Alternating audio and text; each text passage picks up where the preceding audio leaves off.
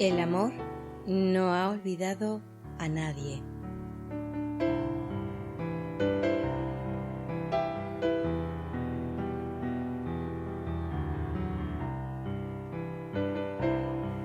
Por Gary R. Renard. Capítulo 7. Arten en esta vida. Y comienza por un texto de un curso de milagros que dice: el pasado no existe, ni el futuro tampoco, y la idea de nacer en un cuerpo, ya sea una o muchas veces, no tiene sentido. La reencarnación, por lo tanto, no puede ser verdad desde ningún punto de vista. Nuestra única pregunta debería ser: ¿es un concepto útil? Y eso depende, por supuesto, del uso que se le dé.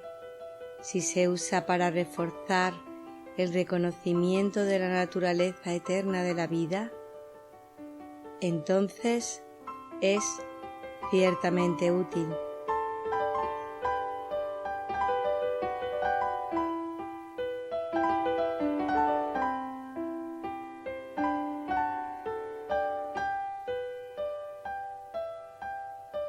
La idea de que pasamos de una vida a otra ocupando distintos cuerpos es aceptada por la mayor parte de la población mundial. En Estados Unidos no conozco ninguna encuesta de población que sea precisa con respecto a este tema, pero hay muchas personas que creen haber vivido antes y que volverán a vivir. Este concepto se trata de manera diferente en el curso, porque enseña que en realidad nunca estamos en un cuerpo, no encarnamos. Nuestro cuerpo no es sino un ingrediente de la proyección del universo de tiempo y espacio. El cuerpo parece rodearnos como parte del plan de separación del ego, pero en realidad no tiene más existencia que el resto del mundo. Así, nuestras vidas son sueños ilusorios en los que vivimos en un cuerpo, mientras que la mayoría de la gente concibe las vidas anteriores como encarnaciones físicas. El curso las considera como una serie de alucinaciones que deben disiparse en vez de atesorarse. Resulta muy tentador enorgullecerse de una vida anterior en la que uno pareció ser alguien importante y hacer que esa vida y el cuerpo sean reales. Las personas que recuerdan vidas suelen acordarse de las más notables y olvidan aquellas en las que murieron en prisión o tirados en la calle. El ego quiere hacer las cosas atractivas para que volvamos a por más. No obstante, el concepto de reencarnación resulta útil si se usa para ampliar la idea de que este aparente ciclo de vida no abarca toda nuestra existencia y que la vida ilusoria o real no termina. Como J dice en el curso, debemos reconocer que el nacimiento no fue el principio y que la muerte no es el final. Si repasamos mentalmente lo que ha ocurrido, aunque parezcamos estar atrapados en un cuerpo, vemos que toda la película es un truco. En el mundo ilusorio hay una continuidad, pero nada en él es real, ni el cuerpo. Si bien la reencarnación no es un hecho, sino una ilusión, fomenta la idea de que esta vida no es tan importante como pensamos, porque hay muchas. En un momento dado, Arten y Pursat me dijeron que parece que vivimos miles de vidas. Esto estaría en armonía con una afirmación del Manual para el Maestro, la cual dice: mas siempre hay algo bueno en cualquier pensamiento que refuerce la idea de que la vida y el cuerpo no son lo mismo. A medida que pasan los años, empecé a ver las cosas que me habían pasado y las que no me habían ocurrido como puro y simple karma. Si alguien parecía atacarme en esta vida, significaba que yo le había atacado en otra. Si no había sido bueno con ciertos individuos en esta vida, se debía a que ellos no habían sido buenos conmigo en un pasado del que no siempre era consciente, pero que la mente inconsciente nunca olvida. Lo que era diferente ahora era que tenía las herramientas para elevarme por encima del proceso de causa y efecto ilusorios, al que se denomina karma. El verdadero perdón funde el karma. Tanto la causa como el efecto son desechos. Si la lección se aprende y se resuelve por medio del perdón, ya no hace falta que retorne en una futura vida onírica. El mal karma desaparece por completo. La causa y el efecto aparentes también se aplican a las circunstancias y se muestran en la pantalla como dualidad. Si una persona es rica en esta vida, ha sido pobre en otra ocasión. Si es pobre, ha sido rica.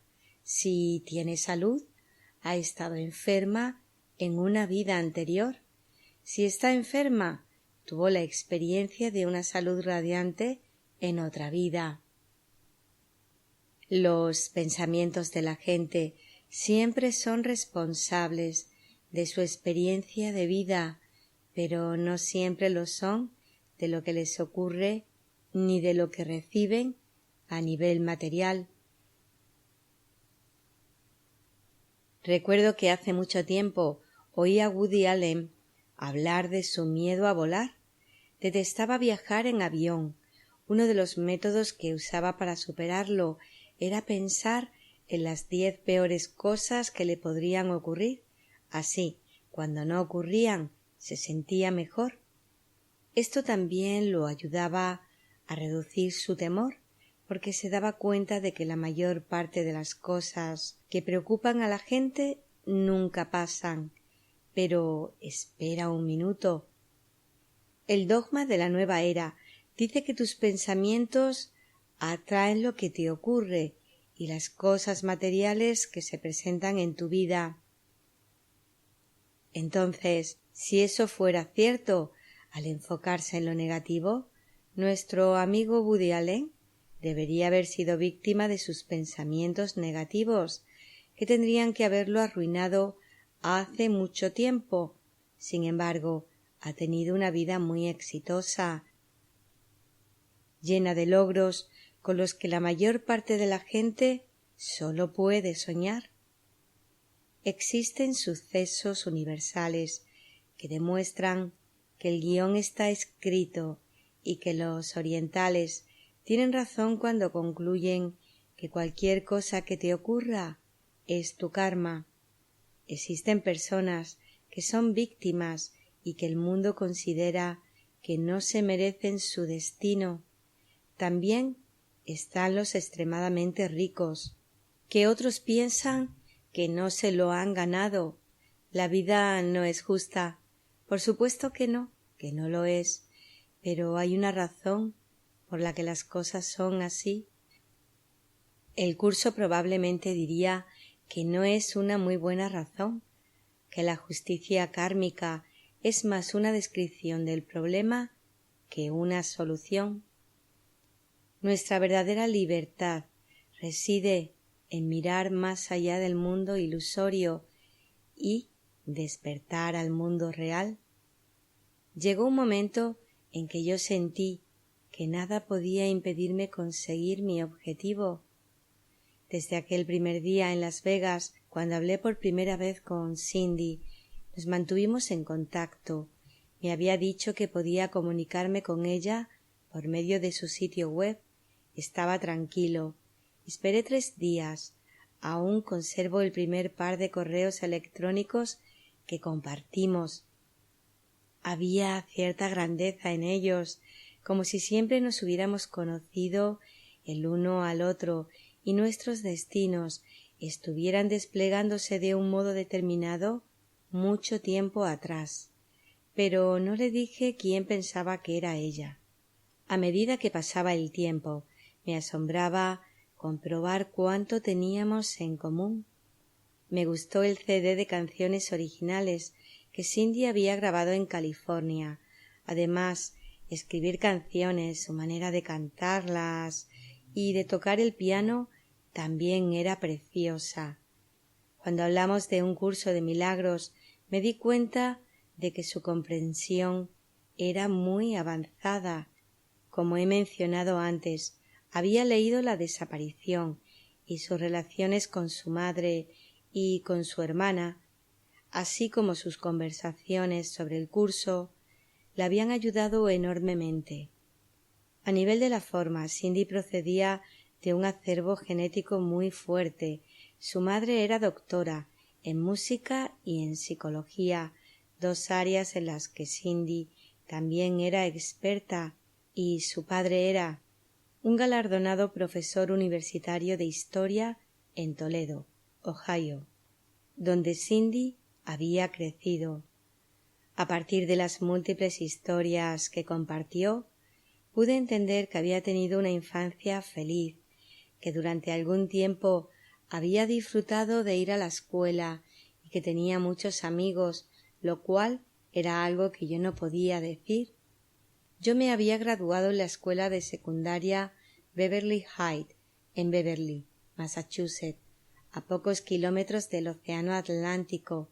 Cindy también se había graduado en Beverly High, como la gente local lo llama, o en el Instituto de Secundaria de Beverly Hills, como se le conoce más comúnmente, a pocos kilómetros del océano Pacífico.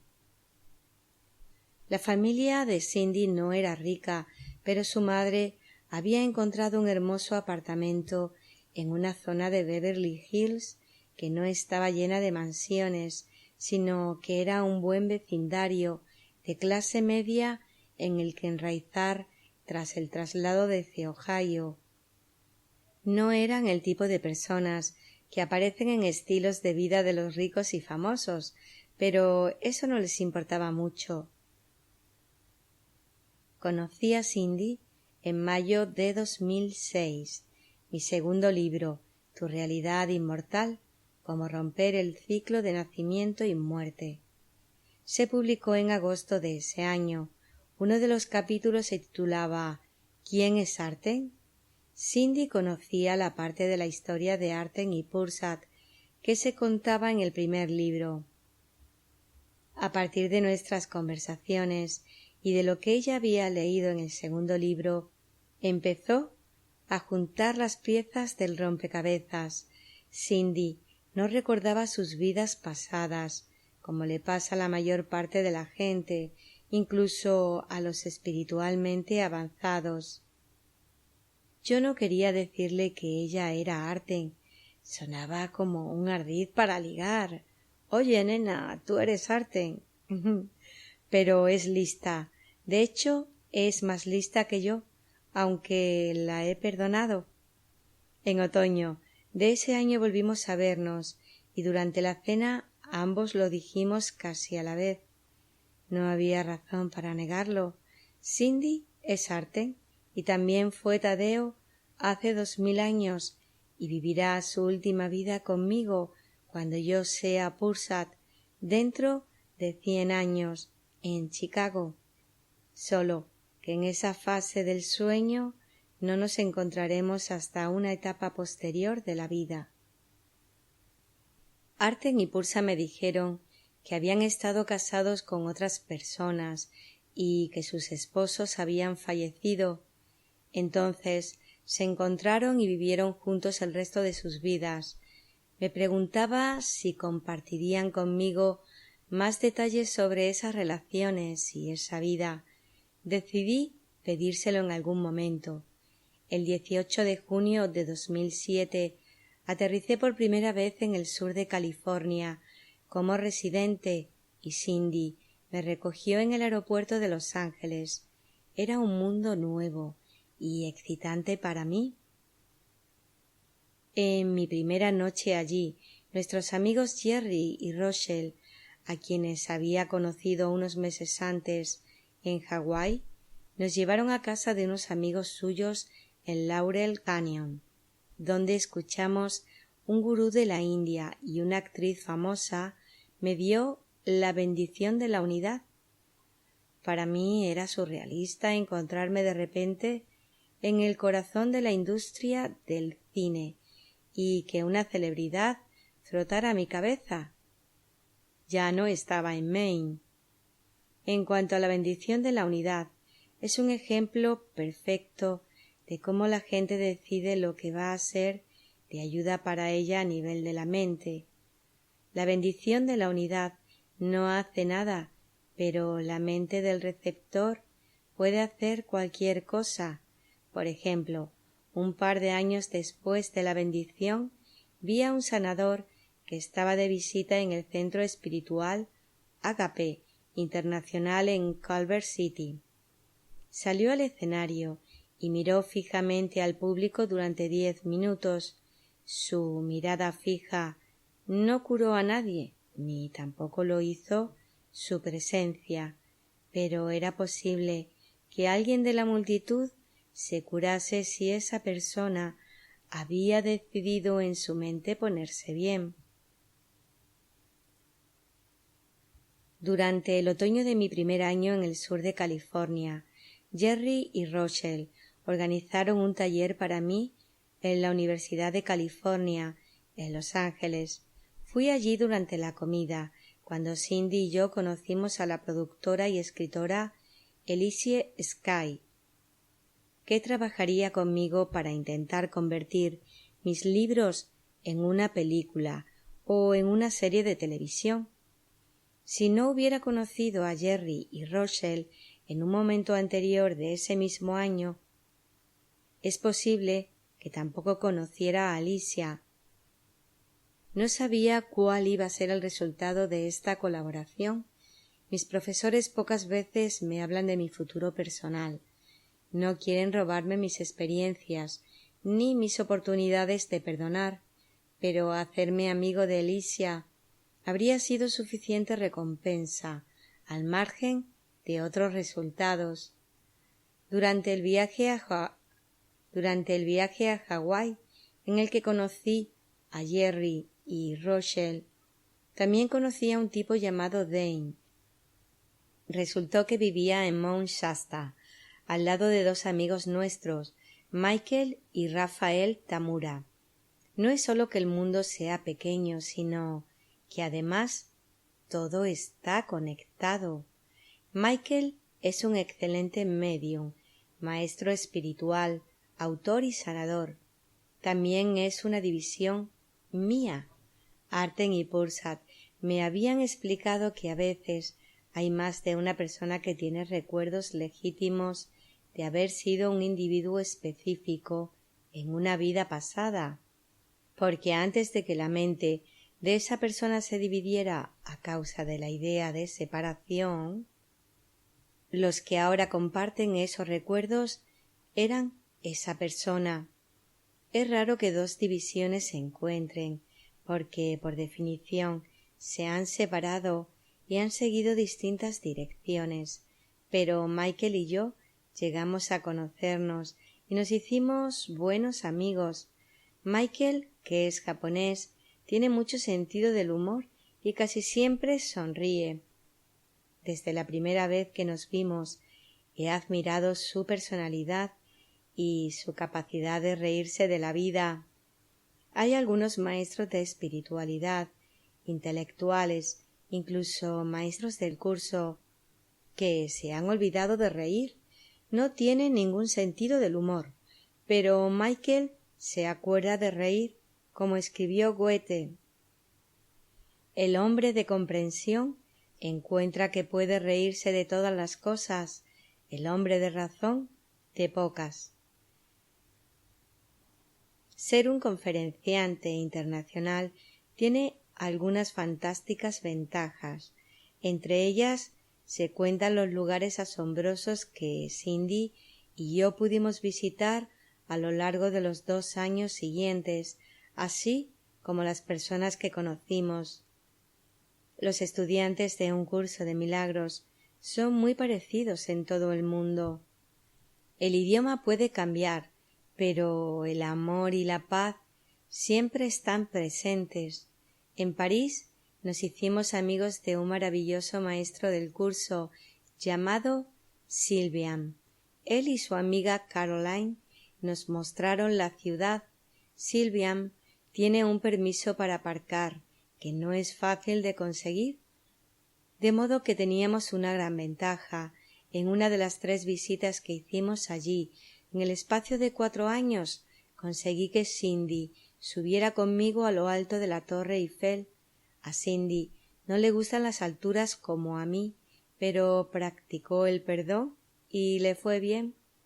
Visitamos el Museo Rodin, dimos un paseo en barca por el Sena, fuimos al Louvre, disfrutamos del espectáculo de Moulin Rouge, subimos a lo alto del Arco del Triunfo, visitamos Versalles, admiramos sus maravillosas fuentes y cenamos en los Campos Elíseos. Esperaba que la ciudad fuera interesante, pero no que me hiciera contener el aliento. En París no puedes darte la vuelta sin contemplar algo asombroso. ¿Glorificamos las ilusiones o solo estábamos siendo normales? La respuesta siempre depende de si lo estás haciendo real o no. Por supuesto, si lo haces real y te lo pasas bien, siempre puedes acordarte de perdonarlo más adelante. Esa no es una lección de perdón difícil, sino una de las más fáciles. Lo único que tienes que hacer es darte cuenta de ello cuando te acuerdas y reemplazarlo en tu mente por la verdad. Una de las experiencias fascinantes que tuve en París fue ver la Mona Lisa en el Louvre después de hacer una larga cola. Llegamos cerca del cuadro, que está protegido por un cristal blindado. La Mona Lisa nunca me había parecido un cuadro importante, a pesar de su reputación. Cuando veía sus fotografías en los libros, pensaba que simplemente era un cuadro hermoso y sutil de una mujer enigmática. Sin embargo, en directo fue diferente. Me quedé asombrado al contemplar los detalles de su cara. Me di cuenta de lo que Da Vinci había hecho. Había pintado el rostro de una persona iluminada. La dulce sonrisa de la que habla el curso estaba perfectamente captada. Los ojos traslúcidos eran inconfundibles. Sentí escalofríos recorrer mi espalda al darme cuenta de que el propio Da Vinci debía estar iluminado. ¿De qué otra manera habría sabido captar esta imagen en un lienzo? ¿Era en cierta medida un autorretrato? ¿Se había disfrazado de mujer? Lo hubiera hecho o no. Ahora en mi mente el cuadro era un logro inusual. El sábado 7 de julio de 2007, es decir, el 7 del 7 del 7, Las Vegas rompió su récord en cuanto al número de bodas celebradas en un día. Cindy y yo estábamos en la ciudad solo para pasarlo bien. De vez en cuando tienes un día en el que todo te sale redondo. Hagas lo que hagas, funciona. Dimos un fenomenal paseo por helicóptero por la calle principal de Las Vegas y la parte occidental del Gran Cañón y aterrizamos sobre el cañón a fin de hacer un picnic contemplando el río Colorado. La temperatura era de más de 40 grados, pero no nos importó. Cuando volvimos aún había luz diurna, aunque anochecía. La calle principal estaba iluminada y tenía un aspecto precioso. Parecía un sueño feliz. Con una novia en cada esquina nos abrimos camino hasta el Hotel Palms y el bar Fantasma, que tiene una de las mejores vistas de la ciudad. En la terraza se celebraba una boda. No estábamos invitados, pero el padre de la novia nos pidió que nos uniéramos a ellos y tomamos parte en la celebración. Fue una fiesta divertida. Cuando llegó la hora de cenar, decidimos subir al último piso, a un restaurante francés llamado Alice, para el que hay que reservar con mucha antelación. Pensábamos que no íbamos a encontrar sitio, pero lo intentamos. Pedimos mesa y quedaba una libre. Nos acompañaron hasta ella, como si fuéramos VIPs, y disfrutamos de una cena magnífica. No juego, ni siquiera sé cómo hacerlo, pero si hubiera jugado aquella noche, creo que habría ganado. Muchas de las lecciones de perdón que se presentaban durante nuestras correrías residían en el esfuerzo que hace falta para desplazarse de un sitio a otro. Viajar puede ser difícil, pero cuando tienes que estar en un lugar a una hora determinada, todo se complica aún más. En mi caso, si pierdes una conexión con otro vuelo y te quedas colgado, es posible que no llegues al taller. A veces me encontraba apresurándome en un aeropuerto para pillar un vuelo, preocupado por la decepción que sentiría la gente si no nos presentábamos. Después pensaba en un cuadro de J que tenemos en nuestro salón. Aparece riendo, como se reía hace 2000 años, y el texto dice: ¿de qué tienes miedo? Yo siempre sonreía al pensar en eso, sin importar dónde estuviera ni qué hiciera, incluso si corría por un aeropuerto. Así es como funciona el Espíritu Santo. Una vez que llegábamos a nuestro destino, siempre era gratificante. Sí, hacer talleres de todo el día requiere trabajo, pero como yo conectaba con el Espíritu Santo y recogía la energía de los participantes, a menudo me sentía mejor al final del día que al principio.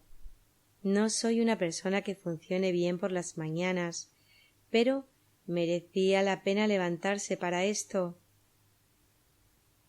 A medida que se desplegaba la ilusión del tiempo, Cindy comenzó a participar más en mis talleres. A principios del 2010 empezamos a interpretar música juntos, 3 o 4 canciones a lo largo del día. Cindy ya había grabado su segundo CD de música y los dos juntos grabamos otro ese mismo año. También hicimos un CD de meditación en 2012. Yo no pisaba un estudio de grabación desde los años 80. Fue divertido y me gustó aprender nuevos trucos. Cindy estaba en plena forma y se sentía muy cómoda en ese entorno. Yo tuve que perdonar el proceso y tardé varias sesiones en encontrar mi lugar. No quería volver a hacer música para ganarme la vida, pero redescubrí la razón por la que me había dedicado a ella en un principio. Es divertida. Cindy, que había obtenido su título de psicología de la Universidad del Estado de California en Northridge, decidió acudir a la Universidad de Santa Mónica para hacer un máster en psicología espiritual. Esta universidad es uno de los pocos lugares, tal vez el único del mundo, donde puedes obtener una acreditación en esta especialidad. Fue fundada por John Roger y los doctores Ron y Mary Holnick. La han dirigido y han impartido sus cursos allí durante más de 30 años. Tanto Ron como Mary son excelentes profesores universitarios. Se los presenté a mi editor Hay House, que publicó su primer libro. En abril de 2009, Cindy trabajaba como recepcionista en la empresa nacional Lampon, en Sunset Strip, Hollywood. Le gustaba trabajar allí y conocer todo tipo de gente interesante, incluso estrellas de cine. La propia Cindy había salido muchas veces en televisión, trabajando como extra y en momentos destacados en programas como Married with Children y Boy Meets World. También hizo un vídeo navideño para National Lampoon, que fue visto por más de 1 millón de personas. Continuó con su trabajo extra y apareció en la serie de la TBS Wedding Band en 2013.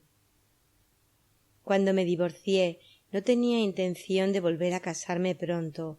Hay muchas personas que dicen que no tienen intención de casarse o de volver a casarse, pero después conoces a la persona adecuada y eso lo cambia todo.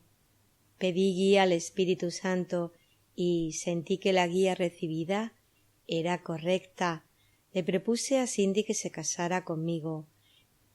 No veíamos motivo para esperar y decidimos casarnos aquel verano del 2009, el 11 de julio. También le dije a Cindy que, si quería, podía dejar su trabajo y buscar el mejor modo de usar sus talentos musicales y espirituales. Después de graduarse en la USM, me acompañaba a casi todos mis talleres para cantar y tocar. Al final, empezó a hablar más y a interactuar con el público junto conmigo. Era una buena combinación de energía masculina y femenina, y a la gente le gustaba. Yo seguía impartiendo la mayor parte de la enseñanza, pero Cindy añadía un toque agradable. Ella no es una principiante, es un ser espiritual muy avanzado, una terapeuta y consejera entrenada y experimentada, y una experta practicante del curso. Nuestra boda se celebró en Hawái y fue un encuentro íntimo de amigos cercanos y familiares que tuvo lugar a Barlovento, de la isla de Oahu, en un sitio llamado Aiku Gardens.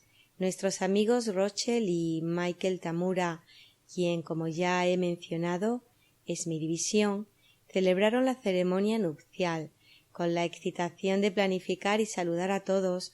La mañana de la boda, Cindy y yo nos dimos cuenta de que nos habíamos olvidado de obtener la licencia matrimonial. Por suerte, nuestros amigos Jerry y Rochelle estaban allí y nos llevaron a Honolulu, donde intentamos encontrar a alguien que pudiera facilitarnos la licencia. El juzgado estaba cerrado, pero de algún modo hallamos un juez de paz que pudo hacer el trabajo. Cindy y yo decidimos cantarnos el uno al otro, pero no revelamos qué canción escogeríamos para que fuera una sorpresa. Ella cantó The First Time Ever I Saw Your Face y yo canté y toqué a la guitarra When I'm 64. Cindy se emocionó tanto que apenas podía pronunciar las palabras.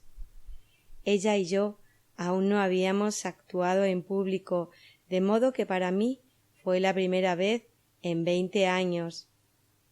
Estaba muy oxidado, pero ambos fuimos capaces de expresarnos musicalmente durante la boda, que era lo que queríamos. Fueron una ceremonia y una recepción preciosas, celebradas en el paraíso. Cindy y yo habíamos pasado 5 días de luna de miel en la sorprendente y mística isla de Kauai antes de la boda, y después estuvimos algunos días en Turtle Bay, en la costa norte de Oahu. En Kauai visitamos un lugar precioso llamado Paraíso Tropical de Smith. Allí aprecié en directo la conexión de Cindy con los animales. En uno de los hermosos jardines vimos un pavo real a unos 10 metros de nosotros. Cindy empezó a cantarle delicadamente Amazing Grace. Al principio el pavo agitó la cabeza en el aire, parecía sorprendido por el hermoso sonido. A continuación se giró con lentitud y empezó a caminar con cautela hacia Cindy, un paso tras otro en la dirección de la que procedía el sonido. Cindy cantaba y el pavo continuó dando pequeños pasos hacia ella hasta situarse justo delante. Escuchaba el sonido como si estuviera fascinado y la miraba directamente a la cara. Esta fue la primera de las numerosas ocasiones en las que vi el efecto que Cindy tiene sobre los animales. Nos encanta nadar con delfines y lo hicimos en un par de ocasiones. Nadamos con delfines nariz de botella en cautividad en Oahu y con delfines tornillo en las aguas abiertas de la Isla Grande. En Oahu, mientras estaba en el agua con estas asombrosas criaturas, tuve la impresión de que yo no era el ser más inteligente que había en el agua. Los hawaianos creen que los delfines te pueden leer el pensamiento y no vi razón alguna para dudar de ello.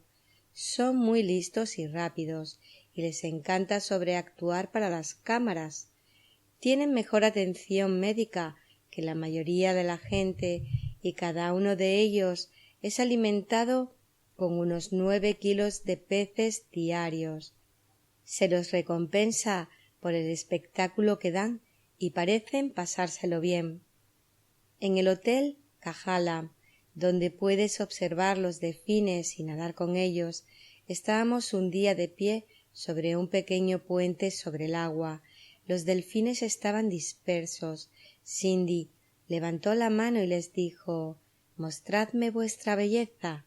Uno de los delfines nadó hasta donde nos encontrábamos sobre el puente.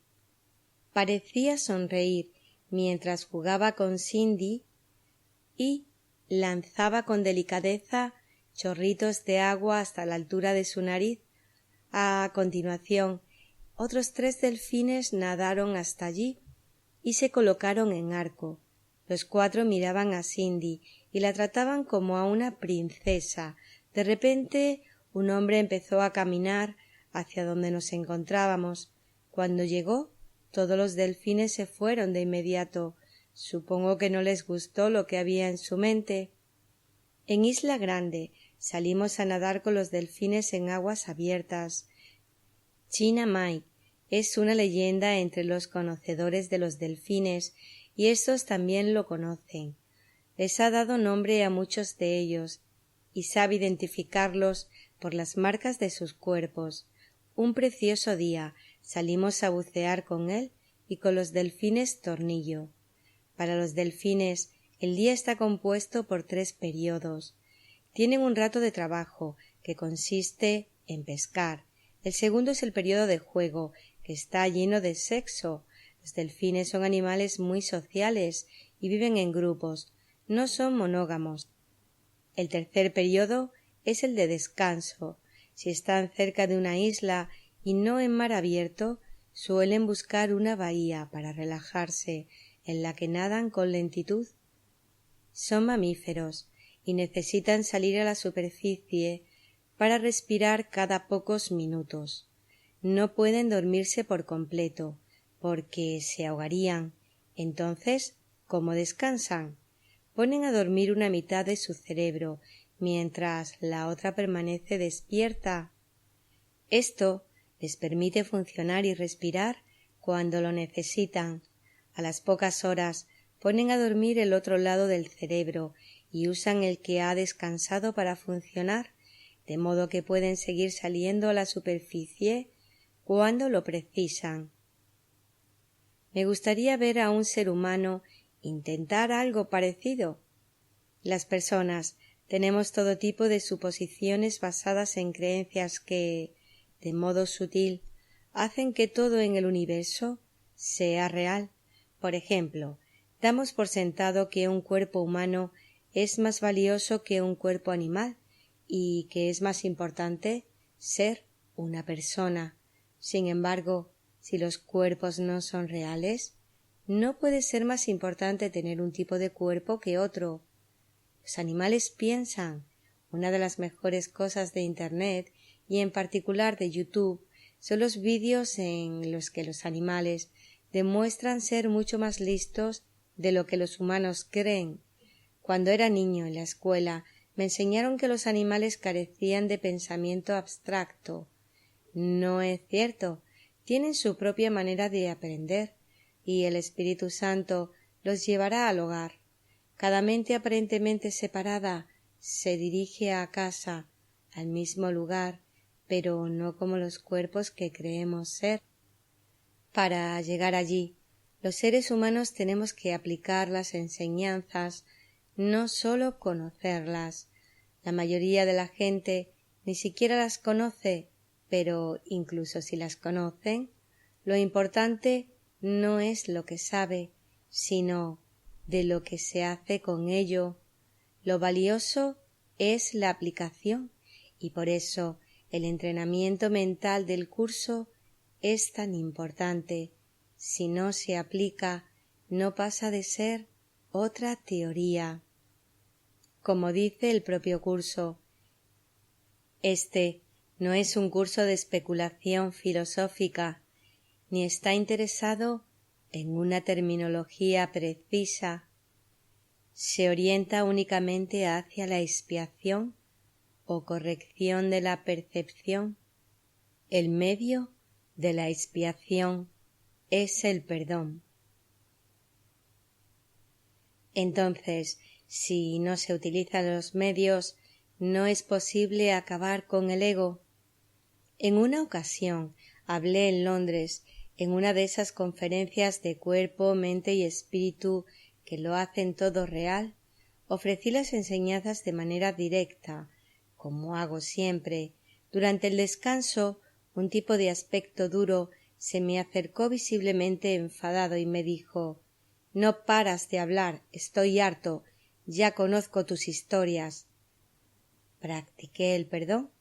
Sin dejarme intimidar por este chico duro, lo miré directamente a los ojos y le dije: «Si ya conocieras este material, ¿no te habrías enfadado?» Supe que quería pegarme, pero no lo hizo. No habría sido muy bueno para su reputación en una conferencia de cuerpo, mente y espíritu, de modo que se alejó con tristeza.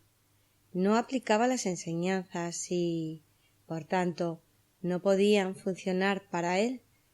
Por eso le digo a la gente que no espere para practicar el perdón, no esperes al año que viene, no esperes a la próxima vida. La sección El canto de oración del curso promete que, si ha habido verdadera curación, que la habrá habido si practicas el verdadero perdón. Incluso la experiencia de la muerte será más hermosa. Cuando parezca que abandonas el cuerpo, estarás preparado para una preciosa experiencia de libertad. Después de la boda, tenía muchas ganas de volver a ver a Arten y Pursat. Nunca sabía que iban a comunicarme, pero siempre me resultaba útil. Habría atesorado su compañía y sus consejos, aunque nadie leyera los libros. La gente se olvida de que transcurrieron 10 años entre la primera vez que se presentaron en Maine y la publicación del primer libro. Hay quien piensa que lo escribí por dinero.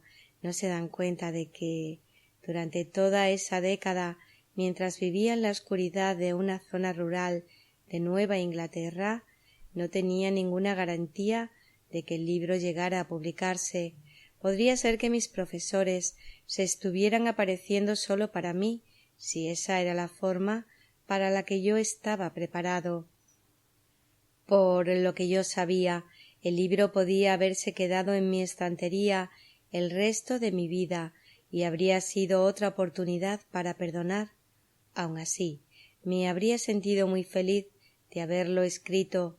Fue una labor de amor.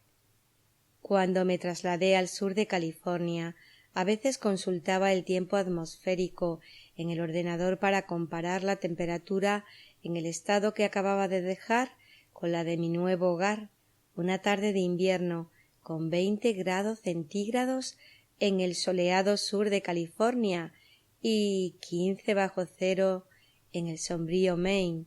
Mis maestros ascendidos volvieron a mi sala de estar. Arten, oye, hermano, felicidades. Estuvimos en la boda. No nos mostramos para no acaparar la atención en tu día. El lugar y la ceremonia fueron preciosos. Bien por ti, te lo mereces. Gary, gracias, tío. Valoro mucho que estuvieseis allí. Sentí vuestra presencia y a menudo la siento también en otros lugares, sobre todo cuando hago entrevistas para la radio o talleres. Pues así estamos allí, como sabes, en realidad somos el Espíritu Santo. Aunque nos aparezcamos con aspecto humano, a menudo tomamos forma para comunicarnos contigo.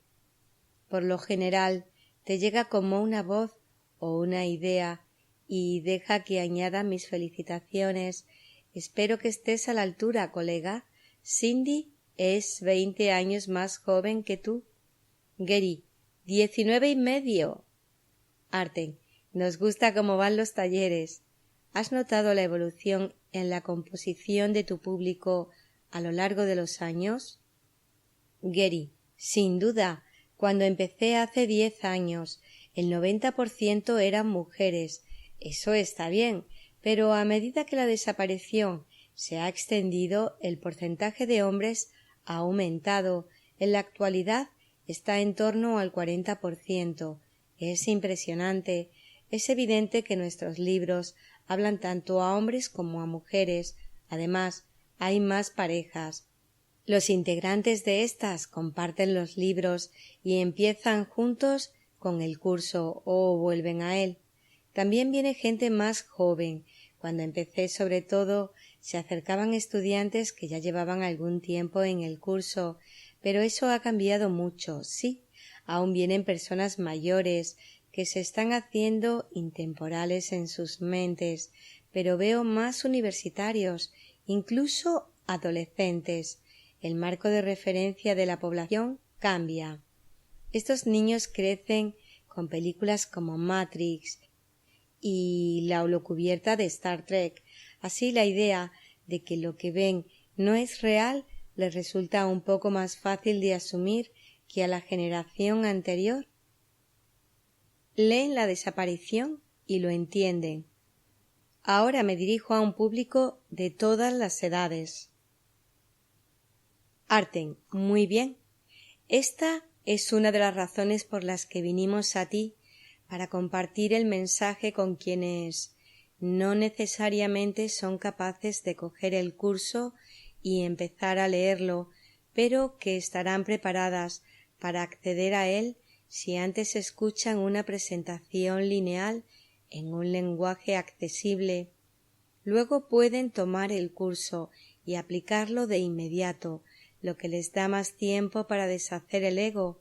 Por supuesto, la gente puede comenzar a cualquier edad. La cadena entrelazada de perdón de la que habla el curso incluye todas las edades. Entonces se produce la aceleración celestial. Gary, quería preguntaros sobre eso. ¿Qué es? Pulsar. Se le llama aceleración celestial porque todo lo que ocurre en la Tierra guarda relación con los movimientos de los cuerpos estelares en todo el universo, que a su vez se correlacionan con el guión. La población ilusoria empieza a aprender la verdad con mayor rapidez, aunque no se hablará mucho de esto en las noticias de la televisión. Aún se burlan de cualquier cosa que no sea la religión convencional. En realidad, esta aceleración empezó con la invención de la imprenta. Gary, ¿la imprenta? Pulsar. Recuerda que a la gente No se le permitió leer directamente las Escrituras durante la mayor parte de la historia. Los clérigos, rabinos, sacerdotes y similares podían leer, pero a los laicos no se les daba la bienvenida. ¿Cómo puede decidir la gente lo que va a creer o no si ni siquiera se le permite verlo? Sin embargo, con la invención de la imprenta todo eso empezó a cambiar, aunque poco a poco. Hasta el siglo XVIII no hubo suficientemente gente que pudiera leer como para marcar la diferencia en la sociedad. No contasteis con Freud y Jung hasta hace 100 años. Ellos abrieron una nueva comprensión sobre la mente y su funcionamiento, lo que hizo posible que más adelante se entendiera el curso de J. Después se produjo el descubrimiento de la biblioteca de Nag Hammadi en Egipto, con sus evangelios perdidos. Cuando se tradujeron al inglés, lo que no ocurrió hasta los años 70, se difundió una visión nueva y alternativa de J. Se comenzó a vislumbrar que J había sido un maestro de sabiduría iluminado, en lugar del sufridor con el que las generaciones anteriores habían crecido. Y después vino la física cuántica, se presentó por sí misma en la primera mitad del siglo XX, pero no se popularizó hasta los años 70. Gary, sí, recuerdo cuando entré en la formación EST en 1978. Creo que fue entonces cuando empezó a producirse la verdadera aceleración. De repente, todas estas ideas empezaron a gustarle a la gente. Las disciplinas orientales comenzaron a integrarse con las occidentales. Había un gran colectivo interesado en la iluminación y no ya en la religión. El camino del guerrero pacífico de Dan Millman intrigó a sus lectores. A propósito, una película. Se necesitaron 30 años para hacerla. El film se titula simplemente El guerrero pacífico. Nick Nolte quería encarnar el personaje joven de Dan Millman, pero acabó siendo el hombre mayor. El profesor Sócrates bordó el papel. Por su parte, Gary Zukav popularizó la física cuántica con el libro La danza de los maestros, Gu Li. Recuerdo haber escuchado el libro en audio. Además, se extendió con rapidez hasta 1987, cuando Werner lo vendió. Al final evolucionó o involucionó, según como lo mires, hasta dar lugar a una versión más suave, llamada Landmark. He oído que todavía ayuda a la gente. Pursat, no olvides que en 1965 el Papa permitió a los católicos, incluso a los eruditos del Vaticano, estudiar el Evangelio de Tomás y los demás evangelios perdidos, y empezó a dictar el curso a Helen ese mismo año. La gente casi estaba preparada. Como sabes, las ideas surgen del inconsciente y salen a la superficie cuando hay suficientes individuos dispuestos a recibirlas. Hoy en día, el 85% de las personas se describen a sí mismas como espirituales, no religiosas. Incluso las que van a la iglesia se dan cuenta de que su relación con Dios, o como quieras llamarlo, es personal.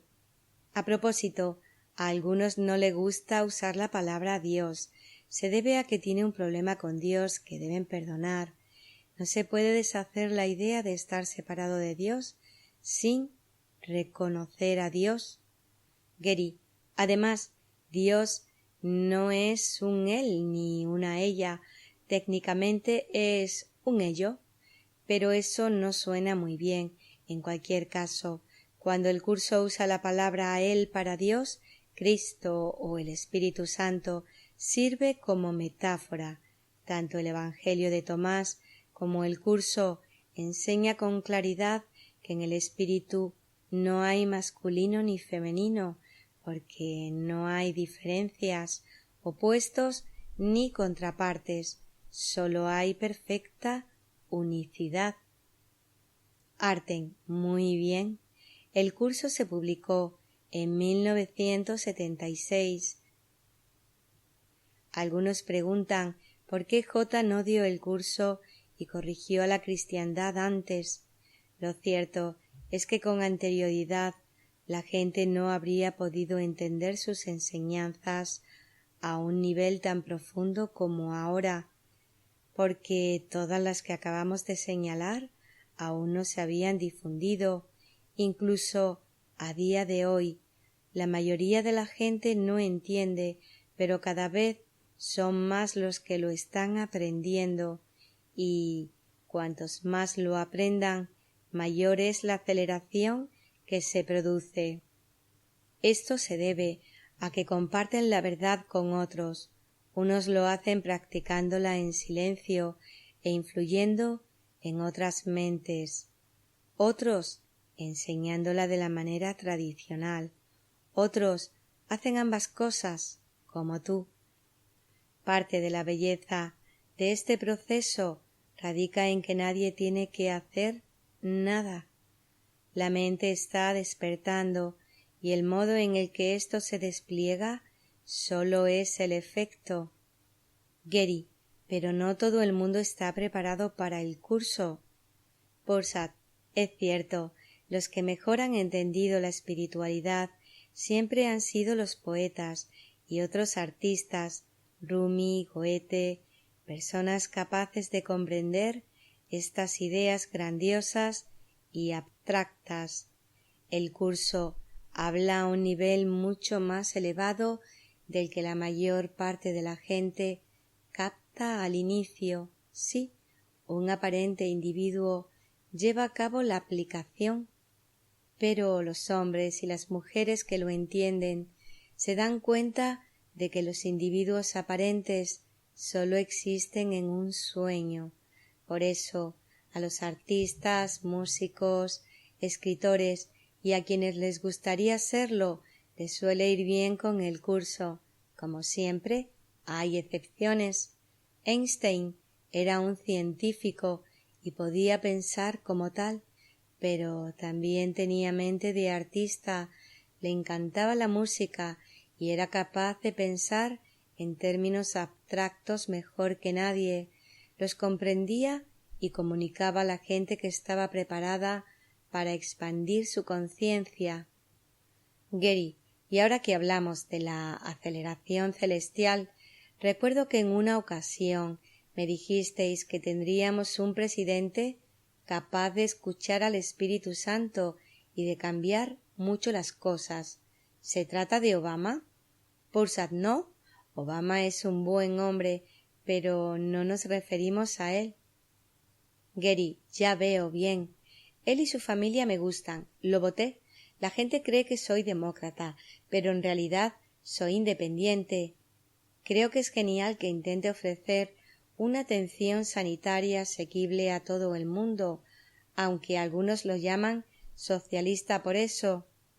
Estados Unidos es la única gran nación industrializada del mundo que no ofrece ese servicio. ¿Significa eso que hasta ahora todo el mundo ha practicado el socialismo menos nosotros? Borsat, lo consideraré una pregunta retórica. Es paradójico, pero el sistema de atención sanitario ahorrará incontables billones de dólares si se asegura a todo el mundo. ¿Qué es la atención sanitaria universal? Es algo práctico, también es humanitaria. La gente debería perdonar y quitárselo de la cabeza. Geri, ¿sabes? Es divertido. Debería haberme sentido mucho más contento cuando Obama salió elegido. Me sentía feliz por él y su familia y pensaba que estaba muy bien que un hombre negro fuera elegido presidente. Creo que también es hora de que se elija a una mujer, pero me parece que ya no estoy tan interesado en la política como antes.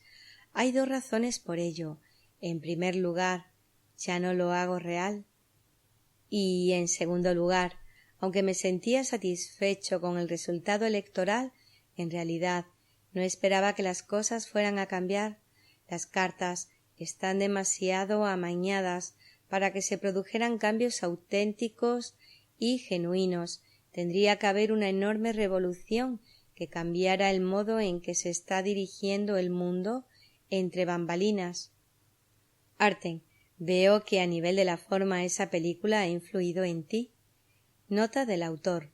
Poco antes de esta conversación, vi la fascinante película Thrive, que está disponible en Internet.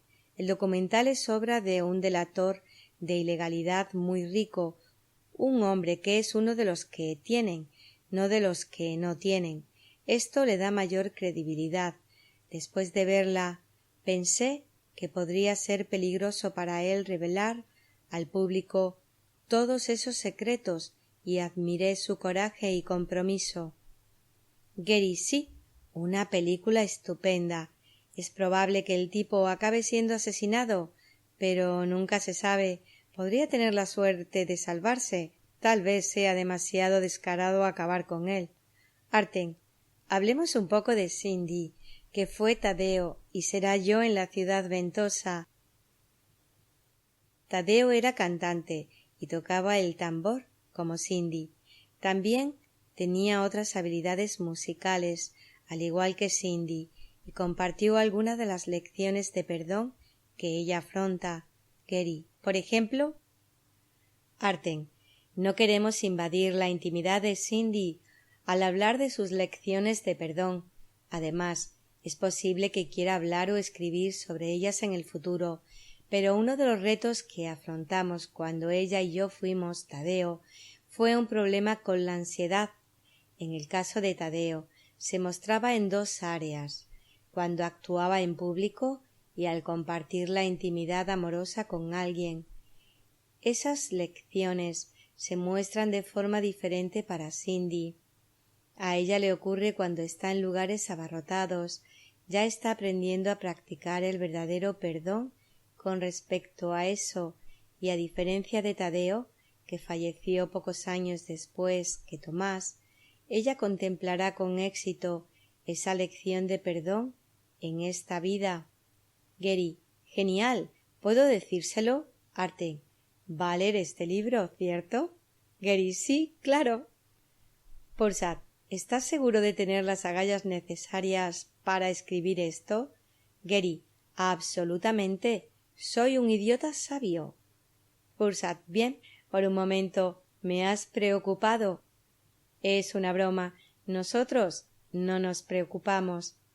Arten, Cindy y tú deberíais sentiros animados. En primer lugar, no tenéis mucho que perdonaros mutuamente en esta vida. Como ya hemos dicho, cuando surjan algunas cosas que tengan que ser perdonadas, ambos sabréis para qué son y cómo hacerlo.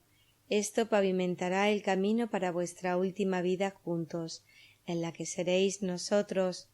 Vuestras últimas lecciones se producirán allí. Os contaremos un poco sobre ellas. También queremos hablar más de las enseñanzas contigo. Lo estás haciendo bien, incluso cuando sientes que no es así. Gary, a veces siento que perdono las mismas cosas, una y otra vez. Porsad, esta es una experiencia común con el curso. Entonces es cuando tienes que confiar en el Espíritu Santo. Puede parecer la misma lección, pero no es la misma culpabilidad. Cada vez que perdonas, el Espíritu Santo realiza una curación y retira nueva culpa inconsciente que surge a la superficie por primera vez. Esta culpa se está curando a nivel de la mente inconsciente. No puedes verla, pero no hay excepciones. Recuerda, incluso cuando piensas que no pasa nada, un milagro nunca se pierde. Tienes que recordar que cada fase por la que pasas con el curso es temporal. Tus estados de ánimo cambiarán a medida que el ego trate de defenderse, pero él no puede prevalecer contra el Espíritu Santo. y sus ataques al final se disiparán y morirán. Es un hecho consumado. Geri, la última vez pensé que habías dicho que es un negocio tonto. Pursat, sea amable o traeremos a Steve. Otra vez es broma. Nota del autor. Los primeros años que pasé en California, Cindy y yo nos topamos 4 veces accidentalmente con su anterior marido, Steve. Yo no la acechaba, él ya estaba antes de que llegáramos nosotros en algunos de los lugares donde nos topamos con él. Era obvio que nuestras órbitas se solapaban. Una de las veces que vimos a Steve estábamos en San Francisco, a cientos de kilómetros de casa. En el mostrador del hotel donde nos alojábamos nos recomendaron un buen restaurante italiano a la vuelta de la esquina. Hicimos la reserva y conseguimos una mesa junto a la ventana. Hacia la mitad de la comida, Cindy dijo: «Steve está aquí». Yo dije: «Tienes que estar de broma».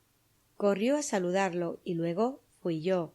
No podía creer que volviéramos a tropezarnos con él, en esta ocasión a cientos de kilómetros de donde lo había conocido. Es probable que la mujer con la que estaba tampoco pudiera creer que se estuvieran topando con Cindy. Steve y yo siempre hemos tenido intercambios breves, pero agradables. Geri, es un buen tipo. Parece que no tenemos ningún problema el uno con el otro. Pursat, es cierto. Es un hombre de mentalidad muy abierta y está haciendo progresos. Geri, genial. Oíd, tengo un chiste de un curso de milagros para vosotros. Ya sabéis que aún no hay muchos chistes sobre el curso. Arten, bien, que sea bueno y cuéntalo rápido. Tenemos reservas en Venus. Geri, todo mi trabajo es bueno. ¿Debo mantener el nivel? Tengo una reputación que mantener. Pursa, entonces, cuéntalo ya. Geri, de acuerdo. Hay 3 tipos en el infierno. No están haciendo nada en especial, simplemente se están quemando. Y uno dice: «Oye, parece que vamos a estar aquí algún tiempo. Tal vez deberíamos presentarnos». Todos consideran que es una buena idea, de modo que el primer tipo, que acaba de terminar de hablar, dice: «Mi nombre es Jacob y soy rabino. Estoy aquí, en el infierno, porque engañé a mi esposa». El segundo dice: «Qué interesante». «Bueno, yo me llamo Bill y soy sacerdote católico y estoy aquí en el infierno porque tuve una esposa». Y el tercer tipo dice: «Hola, me llamo Joe, soy estudiante de un curso de milagros y no estoy aquí». Pursat, muy bueno, está redimido. Arten, bromeaba con respecto a Venus, pero nos vamos. Sé bueno. Geri, lo intentaré. Esta mañana he releído una cita del libro de ejercicios. ¿Os parece bien si la leo para los 3 antes de que os vayáis? Arten, siempre me alegro de oír algo de J, y aunque se hayan leído todas estas citas antes, cada vez se entienden a niveles más profundos. No es que las palabras cambien, pero sí quien las lee. A medida que se deshace el ego, ves y sientes sus palabras desde otro lugar. Geri, bien, y gracias. La cita se relaciona con lo que dijisteis antes sobre confiar en el Espíritu Santo. Se habla mucho sobre el desarrollo de la confianza en el manual, pero esto es del libro de ejercicios. Bien, pues Geri finaliza este 7º capítulo con un texto de un curso de milagros que dice: al principio el milagro se acepta mediante la fe, porque pedirlo implica que la mente está ahora lista para concebir aquello que no puede ver ni entender. No obstante, la fe convocará a sus testigos para demostrar que aquello en lo que se basa realmente existe, y así el milagro justificará tu fe en él y probará que esa fe descansaba sobre un mundo más real que el que antes veías, un mundo que ha sido redimido de lo que tú pensabas que se encontraba allí.